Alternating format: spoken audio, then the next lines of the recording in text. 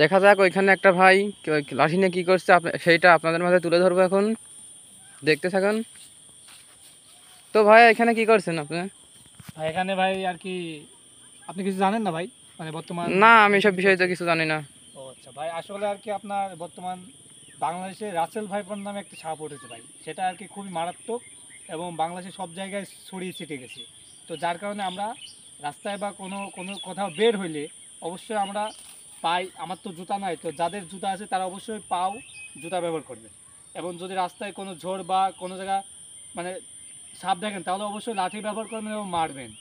আর যদি না পারেন তাহলে আশেপাশে লোকদেরকে অবশ্যই দেবেন। আর আমি এখানে লাঠি নিয়ে যা করেছি সেটা হচ্ছে, আমি এখানে আর কি একটা সাপ দেখছি ভাই, যার কারণে ভাবছি সাপটি রাসেল ভাইপার এবং অনেকটা রাসেল ভাইপার মতো দেখতে, এবং এই জন্য আমি লাঠি নিয়ে খোঁজাখুঁজি করতেছি। তো ভাই আপনি রাসেল ভাই সাপের শিওর হলেন কিভাবে যে এটাই সাপ? আসলে ভাই এখন বর্তমান বাংলাদেশের ট্রেন্ডে চলে গেছে রাসেল ভাইপার, এবং সাপ দেখলে মানুষ বলতে রাসেল ভাইপার। ভাই আমি ফ্যাক্ট কিছু বানাতে চাই না, আমি বানাতে চাই আসলে রাসেল ভাইপার। আমি একটু আর কি খয়রা বড়ে এটা অনুমান করছি, যার কারণে আমি এখন লাঠি নিয়ে দেখতেছি ভাই। তো আর কোনো প্রশ্ন আছে আপনাদের? খয়রাপাড়ে তো অন্য সাপ তো আছে ভাই। হ্যাঁ ভাই, খয়রাপাড়া অন্য সাপ আছে, কিন্তু রাসেল ভাইপার সাপটি একটু আর কি ভাই কেমন যেন মানে করতেছে, মানে ফার্স্ট টাইম ভাবছে এটা রাসেল ভাইপার, সরি এটা গোকরা সাপ, পরে দেখি এটা রাসেল ভাইপার মতো লাগতেছে, পরে ঝড়ের মধ্যে হারাই গেল ভাই। এখন খুঁজতেছে ভাই। ও তাহলে খুঁজতে থাকেন, দেখেন পাওয়া যায় কিনা।